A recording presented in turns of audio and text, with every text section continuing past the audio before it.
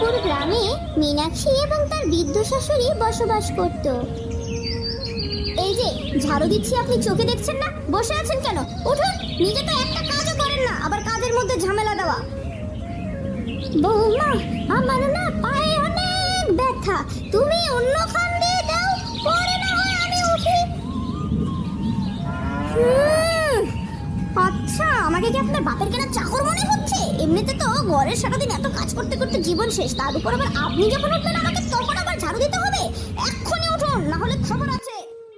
দুপুরে মীনাক্ষী রান্না বান্না করছিল। বৌমা, চায়ে মনে হয় তুমি তাড়াহুড়ো করে চিনির বদলে নুন দিয়ে ফেলেছো, আরেক কাপ চা বানিয়ে দেবে গো বৌমা, খেতে খুব তেতো লাগছে। বুড়ি রে বুড়ি, তোকে যে চা দিয়েছি এটা তোর সাত কপালের ভাগ্য, আবার আমাকে অর্ডার করছিস? তোর এত সাহস হয় কি করে বলতো? আমার আর সহ্য হয় না এসব, যত সব। ঠিক ঠিক আছে বৌমা, তাহলে একটু চিনির পটটাই আমাকে দাও, একটু চিনি ঢেলে খেয়ে নি। খাওয়া যাচ্ছে না গো মা, বুঝো না কেন? আমার আর ভালো লাগে না বুড়ি, তোর স্বামীর মতো তুইও কেন মরে যাচ্ছিস না? কেন যাচ্ছিস না? এখনো বেঁচে থেকে আমার মাথাটা কেন চিবিয়ে খাচ্ছিস? দেখ, যদি ভালো চাস তো আর আমাকে কোনো কথা বলবি না, তোর কথা আমার সহ্য হয় না, তুই বুঝিস না? তুই মর বুড়ি অপয়া। ঈশ্বর, তুমি আমাকে এখনো কেন বাঁচিয়ে রেখেছ? আমাকে আমার স্বামীর কাছে তুলে না, আমি আর আমার বৌমার বোঝা হতে চাই না।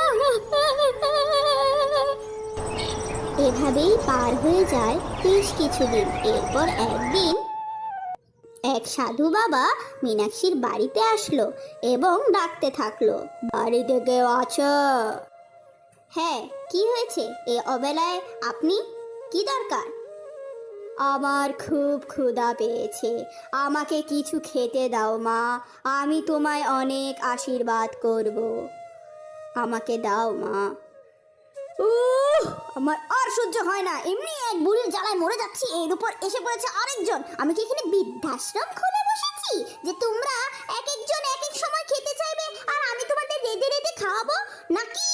আমার বাড়ি থেকে এক্ষুনি বের হয়ে যা বুড়ো, খাবার তো দূরের কথা, এক ফোঁটা পানিও দিব না। এখনই যদি বের না হয়েছিস না।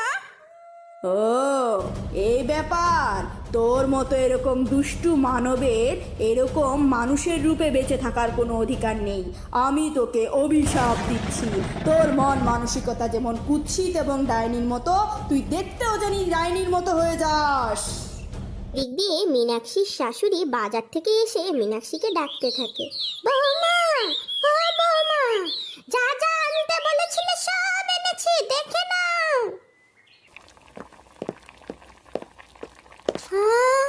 বৌমা কোথায় গেল? ঘরের মধ্যে ভাত চড়ানো, আমি ডাকছি আসছে না, কাহিনীটা কি? আমার ঘরে গিয়ে দেখি তো আছে নাকি। এরপর বুড়ি যেই তার ঘরে গেল, সে ভয়ে চমকে উঠলো এবং চিৎকার করে বলতে লাগলো, বাঁচাও, কে কোথায় আছো? বাঁচাও গো, ডাইনি আমার ঘরে, ডাইনি। আমি ডাইনি না, আমি মীনাক্ষী, আমি। না, তুমি তুমি আমার মীনাক্ষী হতে পারো না, আমার বৌমা দেখতে লক্ষ্মীর মতো সুন্দর, তুমি একটা ডাইনি। না, আমি ডাইনি না মা, আজকে আমার পাপের কারণে আমি ডাইনি হয়েছি। এরপর মীনাক্ষী তার সাথে ঘটে যাওয়া সমস্ত ঘটনা তার শাশুড়ির কাছে বলতে লাগলো এবং অঝরে কাঁদতে লাগলো। আমি কিভাবে সমাজে মুখ দেখাবো? আমার মরণ ছাড়া কোনো গতি নেই মা। তুই তুই কাঁদিস না মা, তুই কাঁদিস না, এসব অলক্ষণের কথা মুখেও আনিস না। ওই সাধু বাবাকে আমি চিনি, ওনাকে প্রতিদিন দুপুরে আমি ভাত দিতাম, আমার কথা উনি ফেলতে পারবে না, আমি যাচ্ছি ওনার বাড়ি, আমি যাচ্ছি। এই কথা বলে মীনাক্ষীর শাশুড়ি সে ভর দুপুরে সেই সাধু বাবার বাড়ির উদ্দেশ্যে রওনা দেয়। অবশেষে বুড়ি সাধু বাবার বাড়িতে পৌঁছায় এবং ডাকতে থাকে, বাবা, ও বাবা, আপনি কোথায়? আমায় দেখা দিন বাবা। বুড়ির ডাক শুনে সাধু ঘর থেকে বেরিয়ে আসে। আমায় ডেকেছিস কেন? কি হয়েছে তোর? বল আমায়। এরপর বুড়ি বলে, বাবা বাবা গো, আমায় রক্ষা করুন, আমার মেয়েটাকে আপনি সুস্থ করে দিন বাবা। তুই ওই মেয়েটির কথা বলছিস যে আসলে মানবরূপী ডাইনি? ও এখন যেই রূপে আছে এটাই ওর প্রাপ্য রূপ।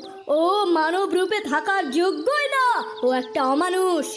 বাবা বাবা গো, এভাবে বলো না বাবা, ও বাবা দয়া করো দয়াল, ও আমার একটা মাত্র ছেলের বউ, আমার মেয়ের চেয়েও অনেক প্রিয়, তুমি ওকে এরম করে রেখো না বাবা, ও ছোট মানুষ ভুল করে ফেলেছে, ওকে তুমি সুস্থ করে দাও বাবা।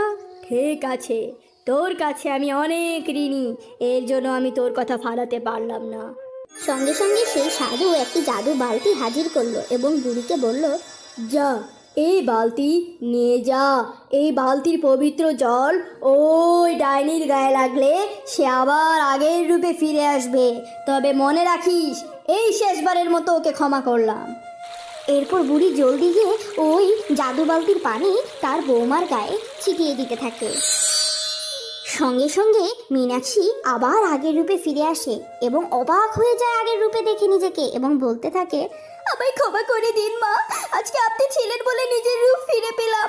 আমি আর কোনো দিন আপনার সাথে আগের মতো অন্যায় করবো না।